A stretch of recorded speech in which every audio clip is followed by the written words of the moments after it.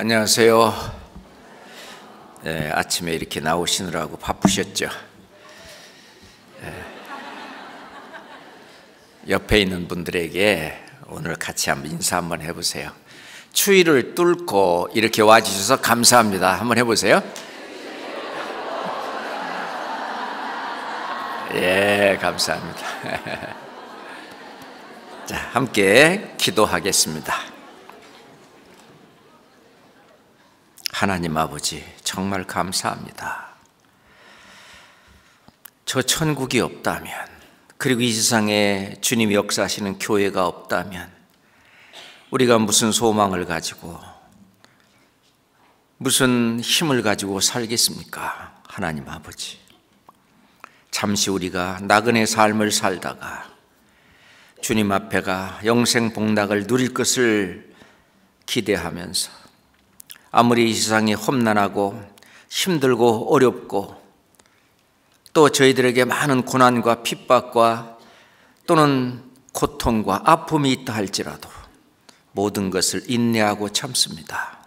아버지 하나님, 특별히 교회 안에 우리 자매님들 하나님 앞에 정말 올바로 서서 교회를 지키며 보이지 않는 그 손길에 숨은 일꾼이 되어 교회를 이끌도록 함께 하심에 또한 감사합니다. 교회에서 수고하며 또 주님의 일을 함께 하던 이 자매님들 함께 모였습니다. 오늘 원래로 모이는 이 시간, 주님께서 저희들 마음속에 늘 주님께 감사하며 형제자매에게 감사하며 가족에게 감사하는 그런 마음을 더욱 가질 수 있도록 인도해 주시옵소서. 예수 그리스도 이름으로 기도합니다. 아멘. 성경 구약 성경 시편 136장을 찾겠습니다. 시편 136장 1절로 3절까지, 시편 136장 1절로 3절까지 함께 읽겠습니다. 여호와께 감사하라. 그는 선하시며 그 인자하심이 영원함이로다. 모든 신에 뛰어나신 하나님께 감사하라. 그 인자하심이 영원함이로다. 모든 주에 뛰어나신 주께 감사하라. 그 인자하심이 영원함이로다. 이 시편 136편은 절절마다 하나님께 감사하라고 말씀하고 계십니다. 여호와께 감사하라. 그는 선하시며 그 인자하심이 영원함이로다. 우리 감사의 기초는 우리를 지으시고 그리고 또 우리를 구원하시고 또 이 세상을 살아가는데 힘이 되시고 올바른 삶을 이끄시는 하나님, 결국 우리를 하나님의 나라, 저 천국으로 인도하실 하나님께 감사하는 일이 기본이 될 것입니다. 뿐만 아니라 하나님은 하나님을 사랑할 뿐만 아니라 또 내 이웃을 내 몸과 같이 사랑하라 말씀하셨는데, 우리가 하나님을 사랑하는 그 표가 하나님께 감사하는 일이라고 볼 수 있죠. 뿐만 아니라 내 이웃은 가족뿐만 아니라 교회 안의 형제자매, 더 밖으로 나아가서 직장이라든지 더 나아가서 이 사회와 국가에 이르기까지 전부 이웃이라고 볼 수 있는데, 이웃을 사랑하는 그것은 감사하는 마음에서 시작된다고 그렇게 보여집니다. 그렇잖아요? 근데 문제는 우리에게 은혜를 끼치고 우리를 도와주고 우리를 사랑하는 주변에 많은 분들이 있는데 그분들에게 감사를 잊어버리고 살고 있다고 하는 것은 그건 불행한 일이라고 생각합니다. 우리가 늘 감사하며 살아갈 수 있을 때에 우리의 삶이 윤택해지고 보람 있고 기쁨을 주고 행복을 주고 그 사는 맛을 느끼게 해주는 것이 바로 감사라고 생각합니다. 그래서 그 사람의 행복지수가 얼마냐라고 하는 걸 조사하려면 그 사람이 얼마나 감사하고 사느냐에 따라 그 사람의 행복지수가 결정된다라고 어떤 분은 얘기합니다. 그분이 하루 종일 살아가는데 뭐 계속 불평이 있고 불만이 있고 자꾸 뭐 속에서 불같은 화가 자꾸 치밀어 올라오고 그러면 행복하지 않겠어요? 그러겠죠? 그런데 그 거꾸로 말이죠. 내 주변에 있는 분뿐만 아니라 하여튼 이 감사가 마음에 가득 차면 행복할 거 아닙니까? 행복지수, 나의 행복지수는 내가 내 안에 얼마만큼 감사를 품고 감사를 표현하면서 사는 그거에 행복과 불행이 결정된다고 하는 것입니다. 그래서 우리가 이 교회 생활, 신앙 생활, 가정 생활, 직장 생활, 사회 생활을 해 나가면서도 단지 원망하고 불평하냐, 그렇지 않으면 감사하는 마음이 가득 차 있느냐에 따라서 나의 신앙 생활이 달라집니다. 다시 말해서 신앙 생활은 하나님의 은혜에 감사하고 뿐만 아니라 나에게 나를 구원받게 하기 위해서 도와주고 또 나의 신앙생활을 하는데 좀 도와주고 뭐하고 하는 그 모든 은혜에 감사를 표현하며 사는 생활이 그것이 신앙생활 아니겠느냐. 그것이 성경이 말하는 그리스도의 율법입니다. 그게 그리스도의 법입니다. 사랑이죠. 사랑은 감사함으로 표현이 되는 거예요. 우선 마음에서 감사함으로 해서 그것이 입으로 나오고 그리고 손과 발로 행동으로 표현이 되는 것이. 그래서 감사 노래도 있잖아요. 날 구원하신 주 감사, 모든 것 주심에 감사, 내 사는 모든 것 다 감사. 정말 그분은 은혜 가운데 사는 거예요. 은혜를 입고 사는 거예요. 그렇잖아요? 똑같이 공기를 마시고 살면서 이 공기의 고마움을 모르잖아요.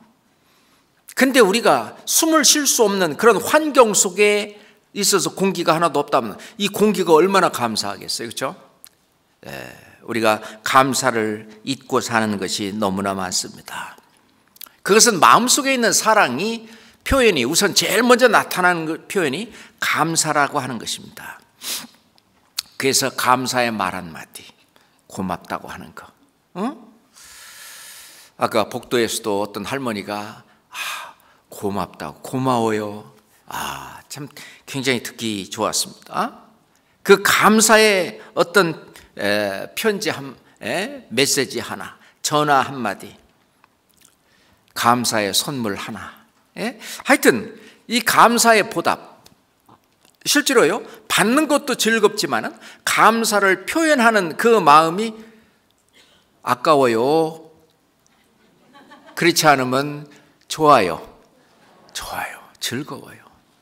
이 자매님들도 이게 뭐 음식을 해가지고 나만 먹으려고 하는 게 아니라 누구한테 이렇게 주려고 하는 그 마음은요 나를 윤택하게 하고 그리고 내 속에요 아드레날린이 아니라 엔돌핀, 더 크게 다이돌핀이 돌게 하는 그 감사를 표현하는 이것은 세상을 바꿉니다.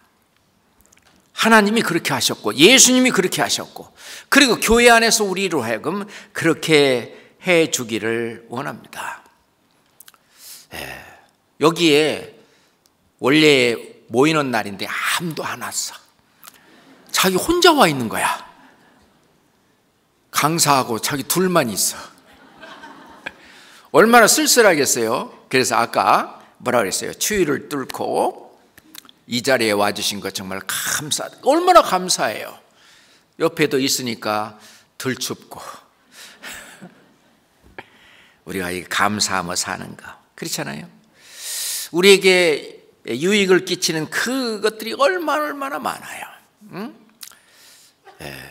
누가 그러잖아요. 교회 안에 진화론자들이 있다고. 뭔데? 교회 와봤더니 모든 것이 아주 깨끗하게 저절로 깨끗하게 돼 있다고요. 그게 진화론자래요. 화장실에 가봤더니 그 모든 그 화장지가 걸려 있고 깨끗한 이게 저절로 됐다고 하는 거예요. 그게 이제 진화론자라고 말하는데, 그렇지 않죠. 그 숨은 일꾼들이 눈에 보이지 않는 그 사랑을 베푼 거예요. 그게 감사할 줄 아는. 그러다가 뭐가 조금 하나 잘못되면은요, 자기도 사랑하는 마음으로 감사를 할 뿐만 아니라 또 그런 은혜를 베풀 생각을 안 하고 누가 이런 걸 여기다가 이것도 안 치워놓고 이러면은요, 평소에 그 은혜를 잊고 사는데도 감사를 표현할 줄 모르는 사람이라고 생각을 합니다. 자, 우리가 생각해 보세요. 집에 사람들이 많이 왔는데 방에 물이 엎질러져 있어요. 누가 닦아요? 주인이 닦아요? 손님이 닦아요? 주인이 닦잖아요. 손님은요, 그 걸레가 어디 있는지도 몰라요. 자, 여기에 뭔가 눈에 거슬리는 것이 있다. 그 거슬리는 것이 눈에 보이는 그 사람이 할 일이에요. 앞에 여러 사람 지나가는데 그냥 지나가. 안 보여, 그 사람은. 다시 말해서 그게 있어도 큰 문제가 안 돼. 근데 나는 그게 딱 문제가 되면 그 사람이 그게 할 일이에요. 다른 사람을 비방하거나 판단하거나 왜 안 했어 지적할 게 아니라 그건 내 눈에 보이는 것은 내가 할 일이다. 그래서 그 은혜를 베푼 것에 감사할 줄 아는. 근데 그 거꾸로 그런 걸 불평하고 그러면은요, 자기의 마음에 어둠이 찾아와요. 그렇잖아요? 뭘 남을 불평하고 원망하고 정죄하고 할 때 그것이 빛 가운데 있는 마음은 아니겠잖아요. 마음이 불편하잖아요. 그래서 시편 37장 7절부터 보면은 여호와 앞에 잠잠하고 참아 기다리라. 자기 길이 형통하며 악한 꾀를 이루는 자를 인하여 불평하여 말지어다. 분을 그치고 노를 버리라. 불평하여 말라. 행하게 치우칠 뿐이다. 결국 하나님이 주신 은혜와 사랑 가운데에서 내가 잊지 못하고 스스로 어둠 속으로 들어가는 거예요. 감옥과 수도원의 차이가 있대요. 감옥이나 수도원이나요, 실은 환경은 똑같대요. 수도원도 수도를 하기 위해서 아주 기본적인 그런 어떤 시설만 있을 뿐이지, 감옥이나 수도원이나 겉으로 보면은요 똑같대요. 그런데 무슨 차이가 있느냐? 원망과 불평과 그런 불만이 있느냐? 그렇지 않으면 감사가 있느냐? 그것이 수도원과 감옥의 차이래요. 그런 것 같아요. 그렇지 않아요? 우리가 똑같은 의자에 앉아 있지만은 내가 감사하느냐, 그렇지 않으면 불평, 불만이 있느냐, 이거에 따라서 내가 어디에 사느냐가 결정된다고 생각합니다. 우리가 수양회장에 가면은요, 얼굴 찡그리고 있는 사람이 없잖아요. 환하게 펴져가지고 거기는 감사가 넘치는 곳이에요. 하나님의 은혜가 충만한 곳이에요. 하나님의 사랑이 감사함으로 표현되고 있는 곳이에요. 그러니 그곳에 성령이 역사하시고 많은 새로운 사람들이 그걸 보고 감동을 얻고, 맞다. 많은 다른 조직이라든지 모임을 가봤지만 이런 곳이 어디냐. 이렇게 자유롭고 그러면서 편안하고, 그리고 마음이 이렇게 좀 편안하고, 그 많은 사람들이 모이는데 어디 다투는 걸 본 적이 없다는 거예요. 이 정도 많이 앉아있으면 어디 큰 소리 나는 사람도 한 사람이라도 있어야 될 텐데 없다는 거예요. 야, 맞아요. 감사가 가득한 수양회장. 그렇잖아요. 그런데 마음에 뭐가 잘못된 사람은 항상 불평하고 불만하고 그러잖아요. 사돈끼리 교도소에서 만났대요. 아니, 사돈 어떻게 여기로 오셨냐고 그랬더니 저요, 죄진 거 아무것도 없어요. 그런데 여기로 왔단 말이에요. 아니, 그래도 뭘 했겠죠. 아니, 새끼줄이 하나 있길래 그냥 끌고 왔는데 그 새끼줄 끝에 황소 한 마리가 달려있지 뭐예요. 황소 도둑놈입니다. 그래갖고 자기는 잘못한 것이 없다는 거예요. 항상 다른 것에 대한 불평, 불만, 그러니 행복하지 못하죠.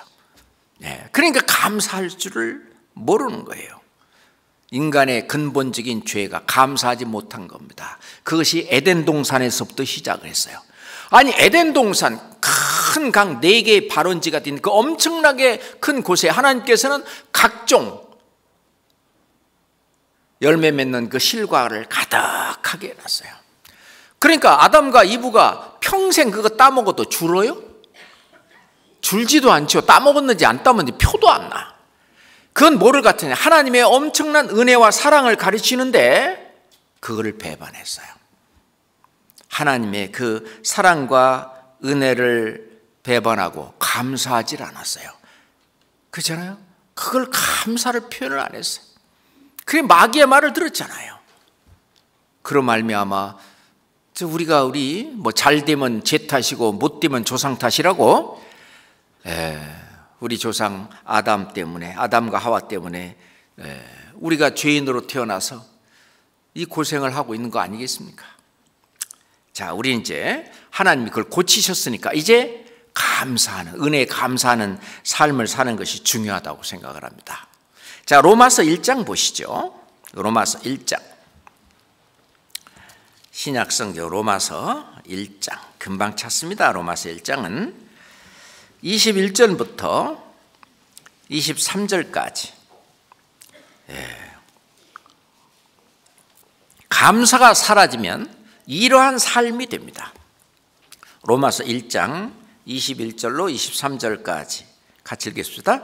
하나님을 알되 하나님으로 영화롭게도 아니하며 감사치도 아니하고 오히려 그 생각이 허망하여지며 미련한 마음이 어두워졌나니 스스로 지혜 있다 하나 우준하게 되어 썩어지지 아니하는 하나님의 영광을 썩어질 사람과 금수와 버러지 형상의 우상으로 바꾸었느니라.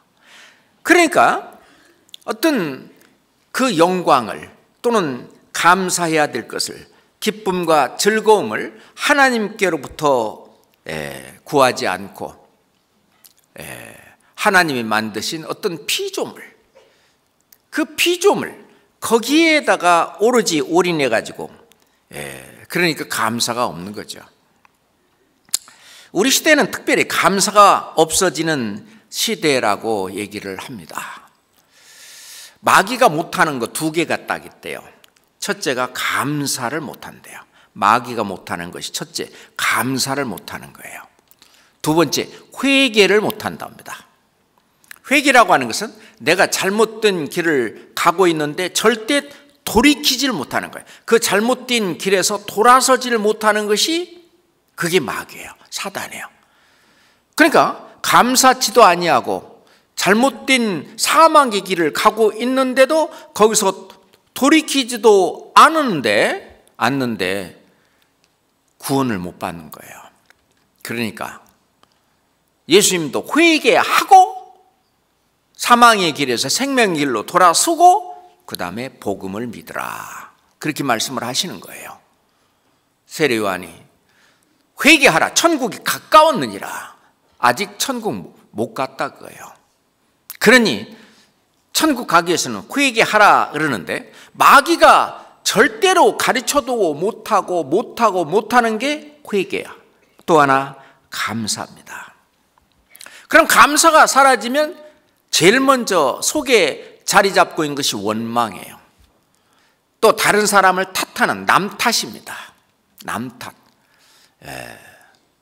하와가 그랬고 아담이 그랬고 우리는 그 DNA를 물려받았고, 그렇죠? 그러니까 나를 원망하기보다는 다른 사람을 원망하는.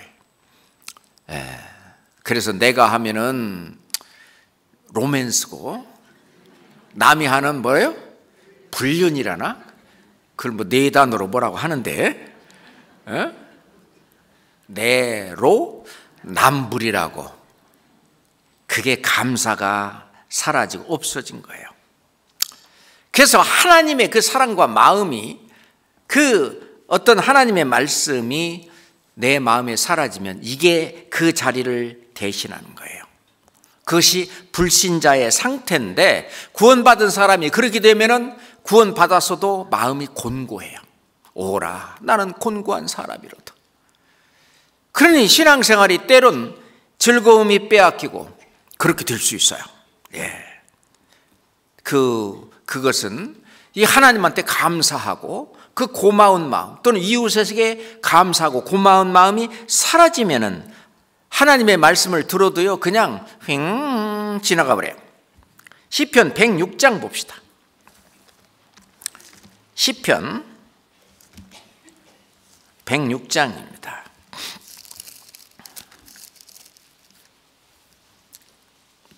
24절 25절입니다. 같이 읽어볼까요? 저희가 낙토를 멸시하며 그 말씀을 믿지 아니하고 저희 장막에서 원망하며 여호와의 말씀을 청종치 아니하였도다. 원망이 들어오면 하나님의 말씀이 안 들어와요. 지금 이 말씀이 해도 그래, 말씀은 그렇게 돼 있지 뭐. 근데 지금 내 속을 몰라서 그래 라든가 어떤 자기가 그렇게 하고 있는 것에 대한 당의성, 그거를 주장하고, 그러니까 계속 자기가 벗어날 수 있는데, 이 터널에서 벗어날 수 있는데 그냥 계속 터널 안에 있는 거예요. 깜깜함 속에서 자기를 탓하며 또 다른 사람을 탓함이 있는 거예요. 그러니 의욕이 상실되고, 우리가 뭐 이 세상에 살면 얼마나 살겠어요? 100년을 살겠어요? 1000년을 살겠어요? 하루를 살아도 어떻게 살면 좋아요? 기쁘게, 그리고 또 뭐 즐겁게, 그러죠? 또 환하게. 그렇게 살아야지. 하루를 살아도 그렇게 하루하루가 연결되는, 그것이 하나님을 기쁘시게 하는 일입니다. 자녀들을 키우고 있을 텐데 자녀들이 뭐 집에서 매일 막 찡찡거리고 막 찡그리고 막 자꾸 서로 싸우고 서로 원망하고 서로 불평하고 남 탓하고, 부모가 행복해요? 그렇잖아요. 그 하나님의 마음이 그러지 않을까? 서로 뭐 감사할 것이 없어도 감사하고 고맙다고 자꾸 얘기하면은요, 고마운 짓을 해요. 그죠? 개통령인가 어떤 분이 개를 훈련시키는데 자꾸 칭찬을 하더라고. 이거 왜 그랬어? 때리고 안 하고 자꾸. 그래서 성경은 칭찬으로 사람을 실현하느니라. 자꾸 고맙다고 감사하다고 그러면 괜히 기분이 좋으니까, 그죠? 뭐 안 좋은 뭘 하려고 하다가도 안 하는 거죠. 그렇게 모든 삶이 바뀌어져 가는 것이 아닐까. 근데 이스라엘 백성들은요, 그 하나님이 그렇게 해주는데도 원망하고 불평하고 불만이 가득 찼어요. 하나님께서 정탐꾼 40명을 이제 정탐꾼을 보냈잖아요. 자, 민수기 14장 하나 봅시다. 성경을 보는 게 나을 것 같으네요. 민수기 14장 26절부터 보겠습니다. 민수기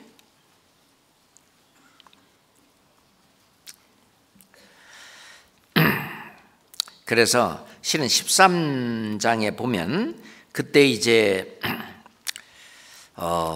그 정복할 땅을 탐지하러 이제 각 족장된 사람 한 사람씩을 이제 보내죠. 그래서 이제 12명을 보내는데 그때 에스겔 골짜기에서 그 땅이 얼마나 좋은 땅인가 포도 한 송이를 둘이 장대에 꿰매고 왔다. 이제 그런 얘기가 이제 나오는데 갔다 와봤더니 그 땅이 어떠냐라고 하는데 이제 13장 끝에 보면 이제 악평을 하는 내용이 나옵니다. 그래가지고 이제 이 사람들이 어떻게 했느냐?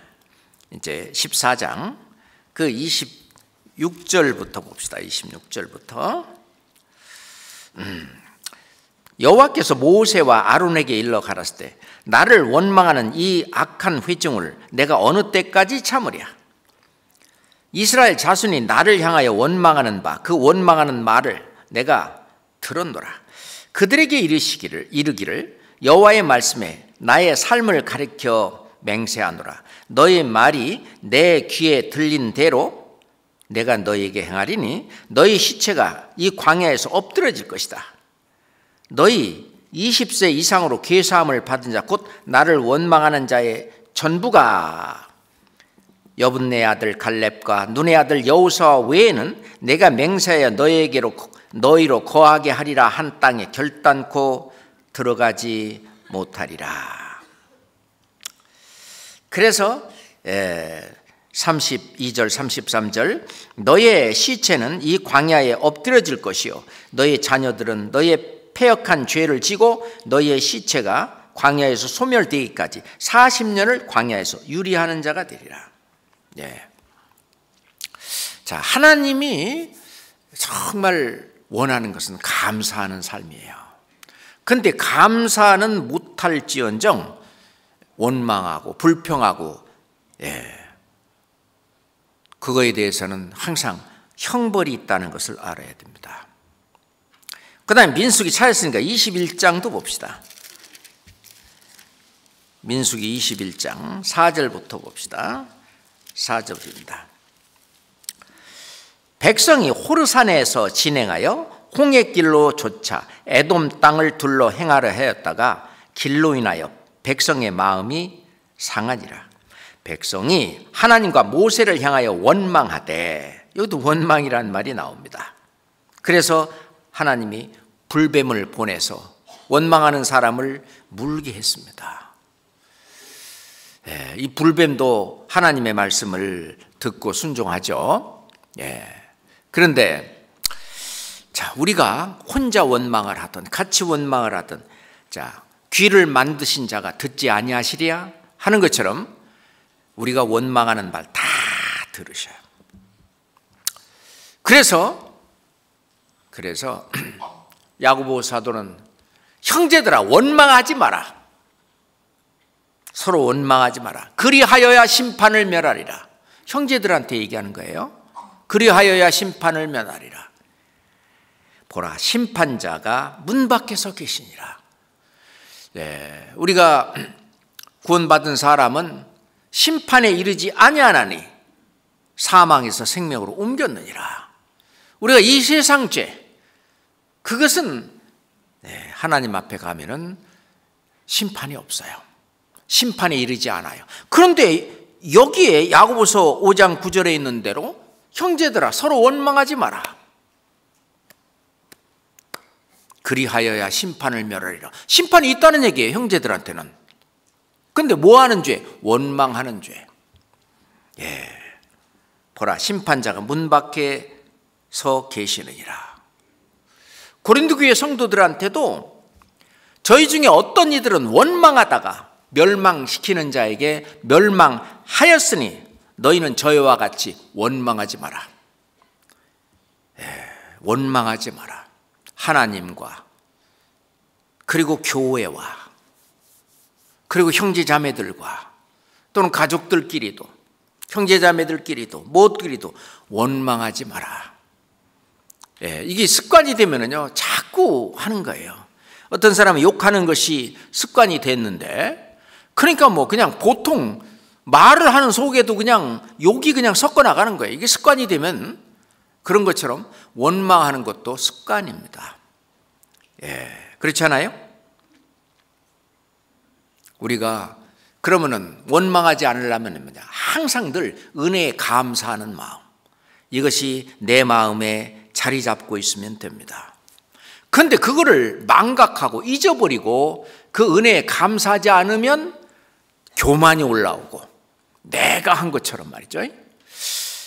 우리 역다에 보면은요 히스기야가 병들어 죽게 됐어요. 그러니까 막 울면서 하나님 앞에 간절히 기도하니까 하나님이 15년 네 수명을 15년 연장시켜 주겠다.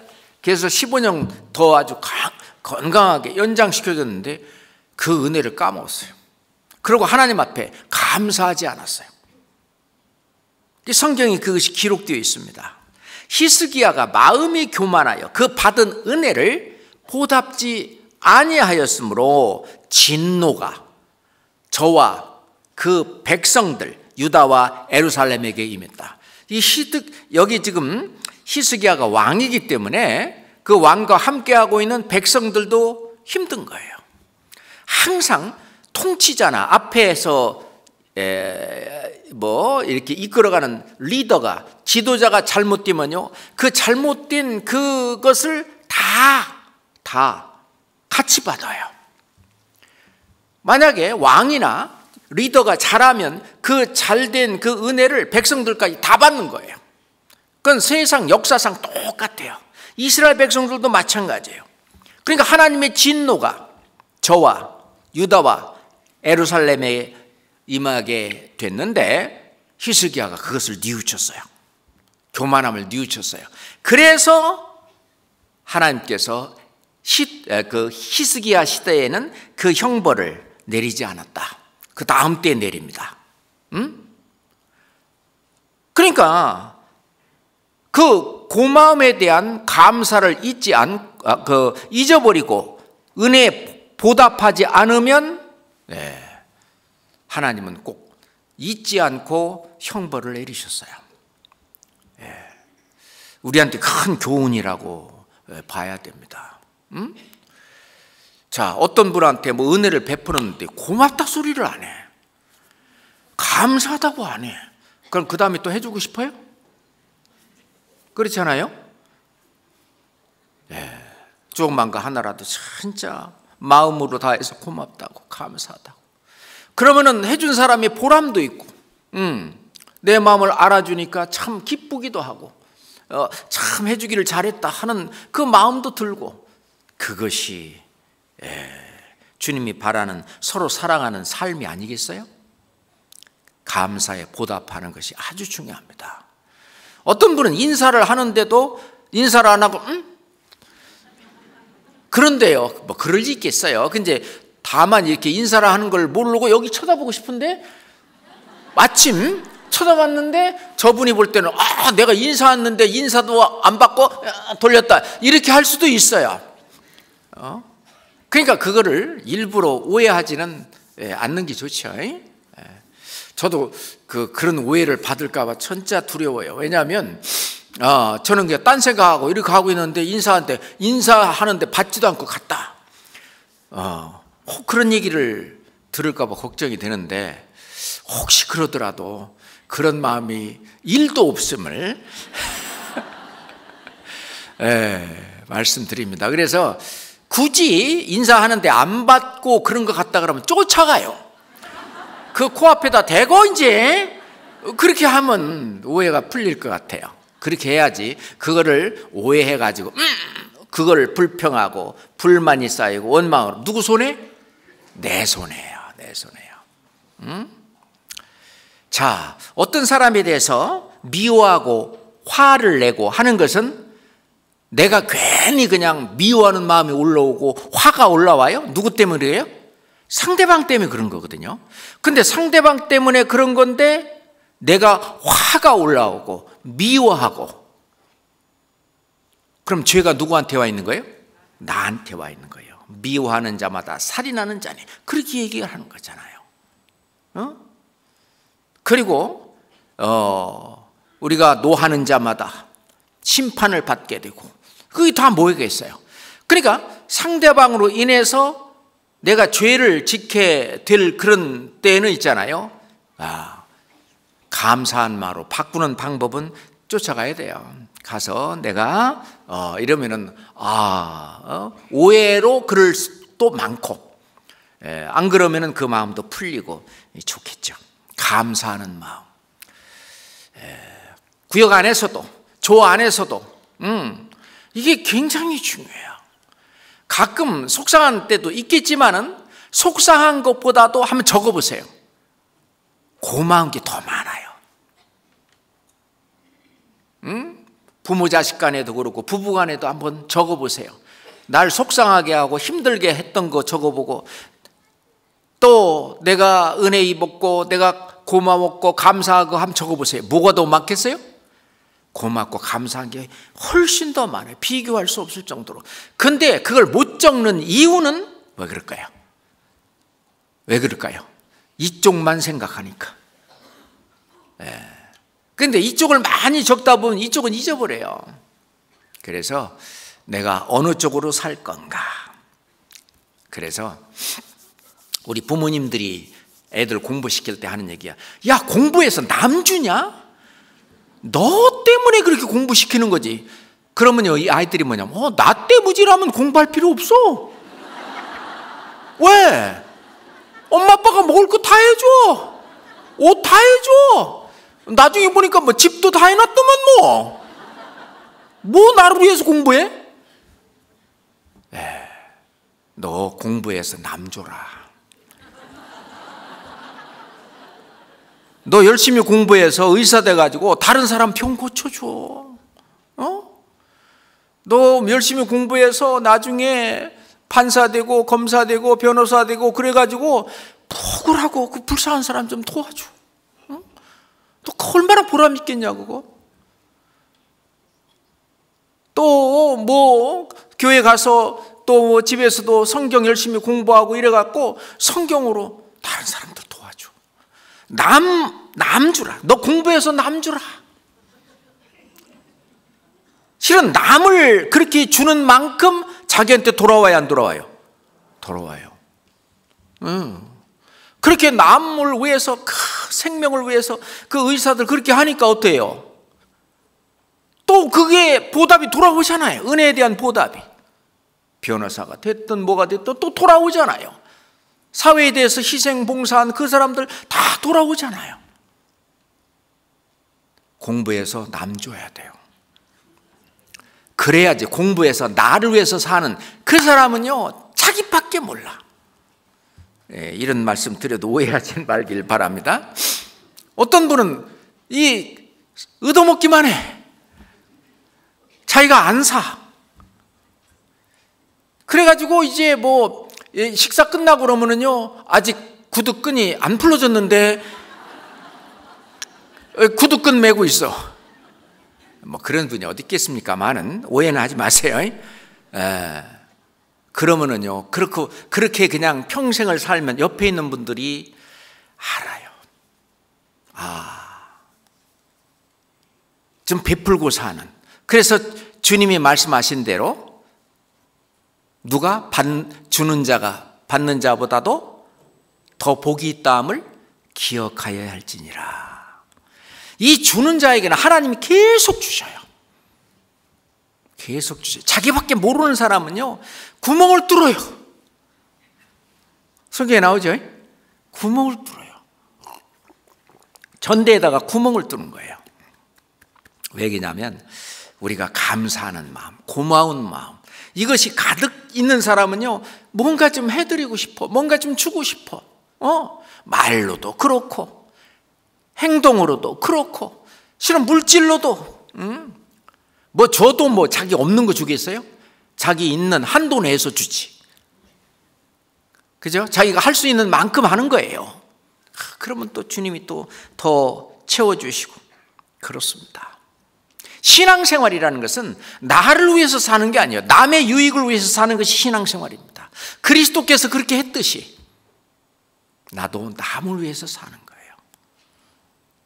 여기 지금 어머니 외에 조장도 하시고 조총무도 하시고 또 어머니 외에 임원도 하시고 뭐 집사님들 뭐 일들이 많잖아요. 결국 그 하는 일이 자기 자신을 위해서예요? 아니잖아요. 다 형제 자매 유익을 위해서 뭐 이익을 위해서 거기에 희생하고 그리고 봉사하고 몸도 아프고 어려운 일이 있지만은 그걸 딛고 하시잖아요. 그게 남의 유익을 위해서 사는 거예요. 그게 신앙생활입니다. 그리스도가 그렇게 하셨듯이 예수님이 이 땅에 오셔서 자기를 위해서 산 거 있으면 얘기해 보세요.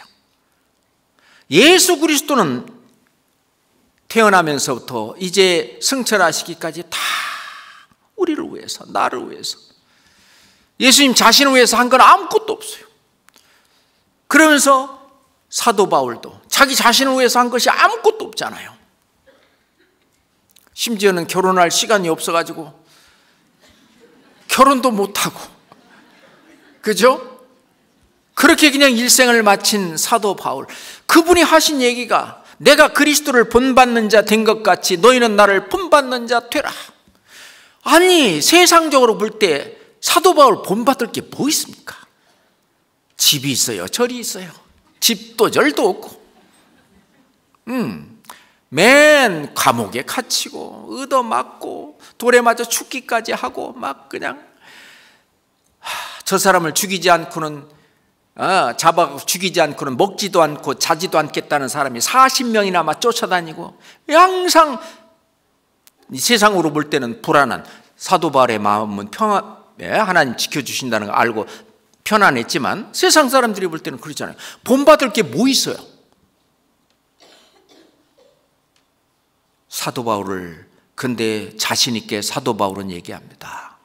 나를 본받는 자 되라. 뭐를 본받아야 되겠어요? 우리가 그 마음, 남에게 감사하고 은혜에 감사하고 사랑을 베풀고 형제자매 안에 또 형제자매 밖으로는 이 복음으로 그리스도의 사랑을 전하고 그렇잖아요.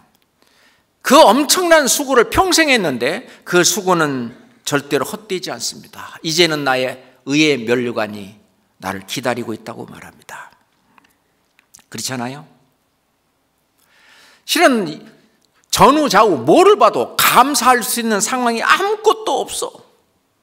그런데 그리스도인들은 믿음이 있기 때문에 감사합니다. 어떤 형제님 그 사업하는 그 공장에 불이 났어요. 근데 형제님이요, 불 났다는 소식을 딱 듣고 제일 처음에 한마디가 뭔지 아세요? 하나님 감사합니다. 왜 그 말을 했는지 나도 약간 이해가 되는데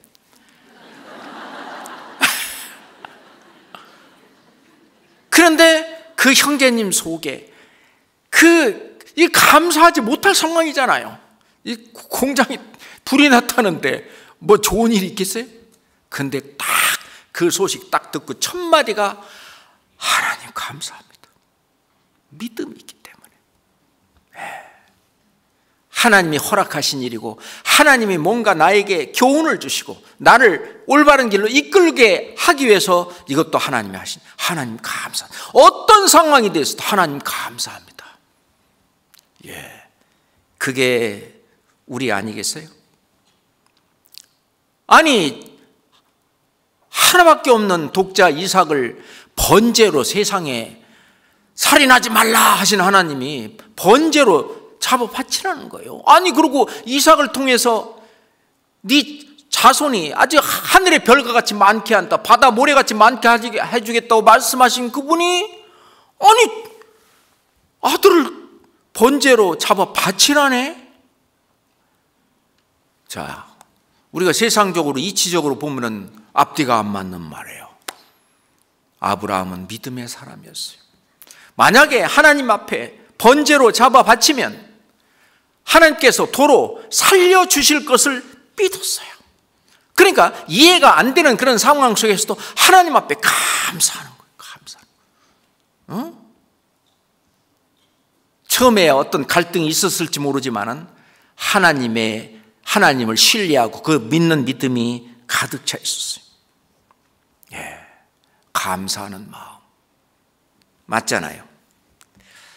그 하나님께 감사하고 고맙게 여기는 그 마음, 그것이 있는 사람이 바로 이 세상에서 보화를 캐는 사람이에요. 우리가 이런 모래 속에 쇳가루는 자석을 갖다 대면은 그 쇳가루를 찾아냅니다. 그것처럼 이 세상에 어떤 우리가 찾아야 될 어떤 보물, 보화는 우리가 감사함으로 찾는 거예요. 그러니까 늘 입에 붙어 사는 게 좋아요. 은혜에 대한 감사. 그것이 가장 값지고 멋진 그런 성공적인 신앙생활이라고 생각을 합니다. 이게 입에 붙어 있어야 돼요. 고마워요. 감사합니다. 중국말로 쎄쎄, 영어로 땡큐, 독일말로 땅케, 그리고 프랑스말로 멜시, 멸치 아니고 멜시, 뭐 고자이마스, 뭐 고맙스, 뭐예요? 하여튼 항상 입에 이게 고맙다, 감사하다는 말이 달려 있는 게 좋다는 거죠. 왜 그게 그렇게 될 수밖에 없냐? 그렇게 하나님이 하셨냐? 하나님이 나를 구원해 준 그것만 생각해도, 나를 구원해서 천국 데리고 가는 그것만 생각해도 우리는 뭐 감사가 끊어질 수가 없는 거예요. 하나님께 감사하리로다. 우리가 원래는 죄의 종이었는데 이제 예수 그리스도께서 피 흘려 돌아가심으로 이룩하신 그 복음을 받아들이고 순종함으로 말미암아 이제는 죄에게서 해방돼서 의에게 종이 되었다. 나를 구원해 준 그거에 대한 감사. 방주 안에 들어간 노아의 식구들이 하나님 앞에 기도할 때 제일 먼저 한 게 뭐예요? 감사. 출애굽한 이스라엘 백성들이 홍해를 건너고 딱 나와서 한 것이 뭐예요? 감사. 도피성에 들어가서 생명을 건진 그 사람이 하나님 앞에 제일 먼저 하는 말이 뭐예요? 감사해요. 자, 우리 구원받고 나서 하나님 앞에 하는 첫 번째 말이 뭐예요? 감사. 평생토록 내 할 말, 감사밖에 없어요. 그걸 하라고. 그래서 제사도요, 감사제라는 제사가 있어요. 그걸 드리라는 거예요. 그러니까 하나님도 아이고 마음으로 알면 됐지, 아니에요. 실제로 감사를 표현해야 된다는 겁니다. 그래서 감사제를 드리라는 거예요. 시편 56장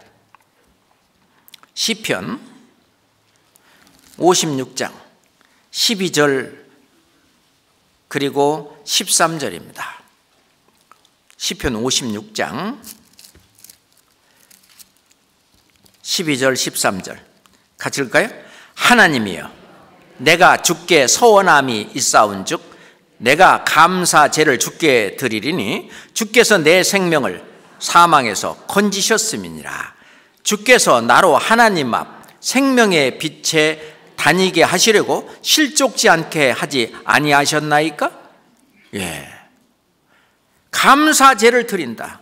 이 구원 생명을 사망에서 건지셨을 뿐만 아니라 이제 하나님 앞에 생명의 빛에 다니게 하셔서 어두움 깜깜하면은요 이 실족하잖아요. 그런데 하나님 앞에 생명의 빛에 다니게 되기 때문에 이 세상을 살아가는데도 실족지 않게. 뿐만 아니라 우리가 늘 감사하는 것이 구원받은 이후에는 이제 하나님의 자녀로 우리를 눈동자 같이 지키신다는 거예요. 그렇지 않아요? 눈동자. 이 눈동자 이 앞에 뭐 물체가 딱 이렇게 오면은요, 무의식적으로 이 몸이 있잖아. 무의식적으로 이 눈꺼풀이 내려와요. 그것도 뭐 의식이 되면 이렇게 딱 손으로 가리기도 하지만 이게 눈동자를 이 몸이 지키는 것처럼 하나님께서 우리를 눈동자같이 지킨다고 하는 사실입니다. 그 일에 또한 감사한데, 그러면 우리를 지키시는데 언제까지 지키시느냐? 우리가 성경에 많이 나오잖아요. 사람이 마음으로 자기의 길을 계획할지라도 그 걸음을 인도하시는 자는 누구예요?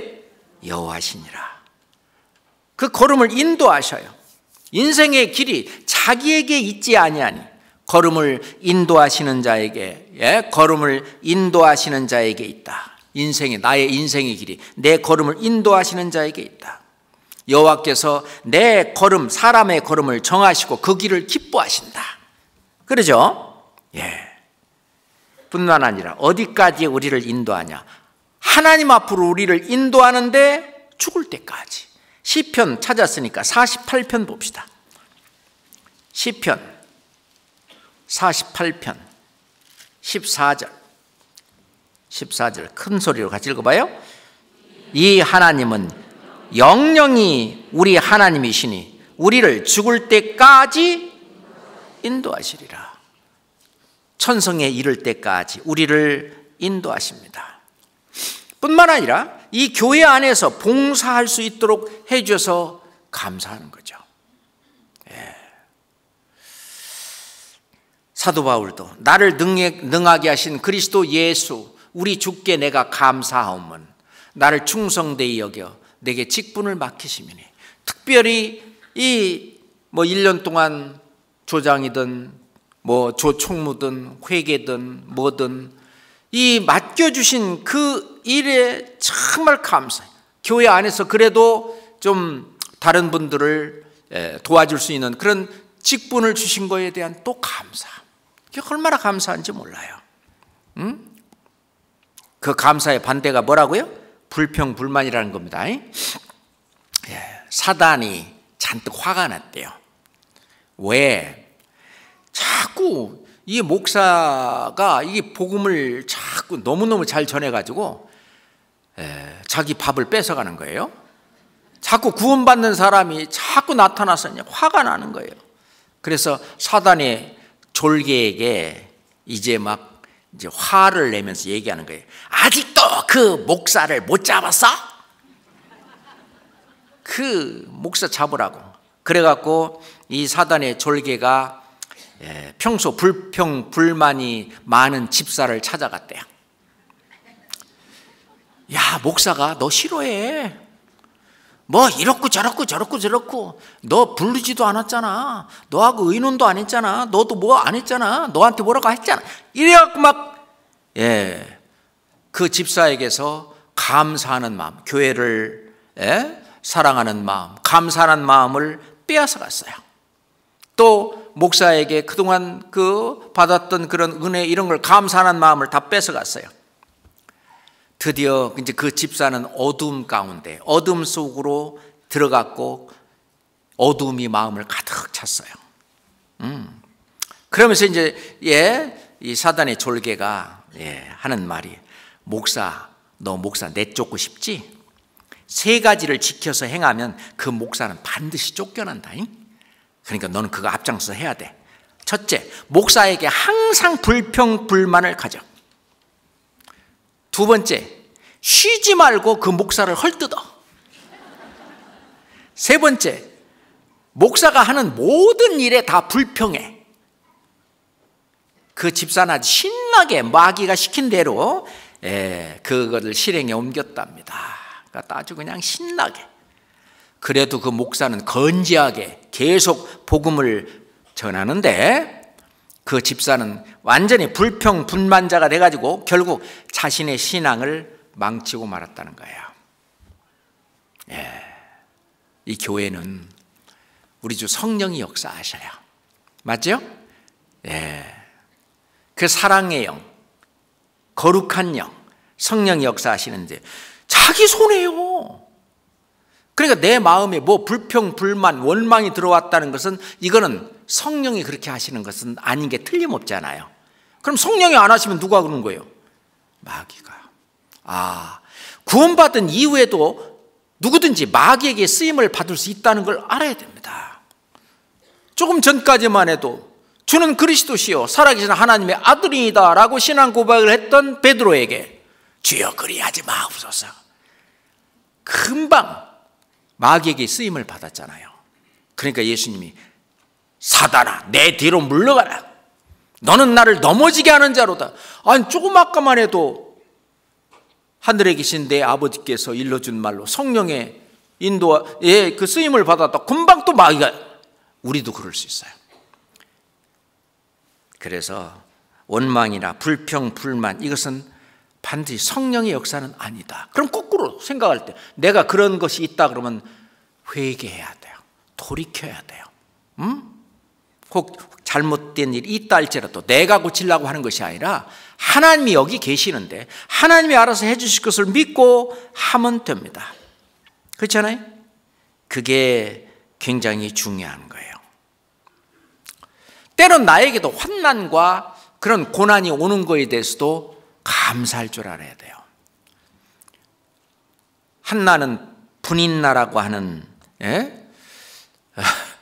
그 여인이 자기 옆에 있었잖아요. 그 한나를 계속 약 올리고 격동을 시켰습니다. 그러니까 막 울면서 기도하고 막 그러잖아요. 하나님 앞에 매달렸어요. 하여튼 하나님이 우리한테 시련과 환난과 핍박을 주시고 마음의 불편함을 주시는 것은 하나님을 더 붙잡게 하기 위해서 그래요. 하나님을 더 붙잡게 하기 위해서. 그로 말미암아 사무엘이 태어났습니다. 사무엘 얼마나 훌륭하고 그 사무엘 선지자. 사울에게 기름 붓고 다윗에게 기름을 부었던 그 사무엘 선지자. 뿐만 아니라 데살로니가전서 5장 18절에 보면 범사에 감사하라. 모든 일에다 감사라는 거예요. 범사, every affair. 어떠한 일이든지 모든 일에다 감사할 수 없는 것도 감사하라. 아까 그 형제님처럼 세상에 자기 공장에 불이 났는데 하나님 감사합니다. 그게 나오는, 그게 범사에 감사하라. 이는 그리스도 예수 안에서 너희를 향하신 하나님의 뭐예요? 뜻이니라. 하나님의 뜻이다 그거예요. 그러니 나에게 어떤 몹쓸 병이 들어온다 할지라도 하나님 감사합니다. 하나님은 틀림없이 무슨 뜻이 있겠죠. 그러면서 그거를 그냥 뭐 감사함으로 받을 때에 하나님이 개입하시고 역사하시고 함께 해주시고 이겨나가는 거예요. 해나가는 거예요. 거기에 이제 원망, 불평, 불만이 들어가는 이제 순간부터 자기는 망가지는 거예요. 계속 괴롭고, 그렇잖아요? 아드레날린이 계속 분비되는 거예요. 엔돌핀과 다이돌핀이 나와서 이렇게 이 삶을 윤택하게 해야 되는데 거꾸로가 되는 거죠. 그러면 더욱 망가지는 겁니다. 감사하며 살자. 그러잖아요? 우리가 감사하면 우리의 믿음을 온전케 해줘요. 골로새서 2장 봅시다. 골로새서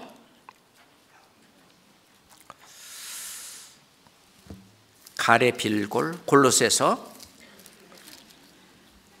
2장 6절 7절 보겠습니다. 또 읽을까요?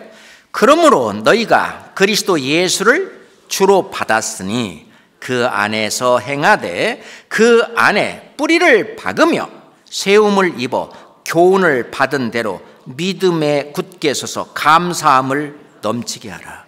이 감사함을 넘치게, 감사하게 되면 믿음에 굳게 서져요. 감사. 아주 굉장히 큰 힘을 발휘합니다. 뿐만 아니라 이 감사하는 일은 하나님께 영광을 돌리는 일입니다. 자, 고린도후서 4장 보겠습니다. 고린도 후서 4장 14, 15절입니다. 고린도 후서 4장 14, 15절 또 읽어봐요. 주 예수를 다시 살리시니가 예수와 함께 우리도 다시 살리사 너희와 함께 그 앞에 서게 하실 줄을 아노니 모든 것을 너희를 위하여 하는 것은 은혜가 많은 사람의 감사함으로 말미암아 더하여 넘쳐서 하나님께 영광을 돌리게 하려 함이라. 이 감사하는 일은 하나님께 영광을 돌리는 일입니다. 감사하는 일은. 그러니까 세상이 얼마나 좋겠어요. 누구를 원망하고 누구 탓하는 것이 아니라 다 감사하겠습니다. 뿐만 아니라 이 감사하는 삶을 살게 되면은 하나님께서 이 생활도 윤택하게 해주신다는 거예요. 고린도 후서 9장, 그 옆에 있으니 금방 찾죠. 고린도 후서 9장 8절 보겠습니다.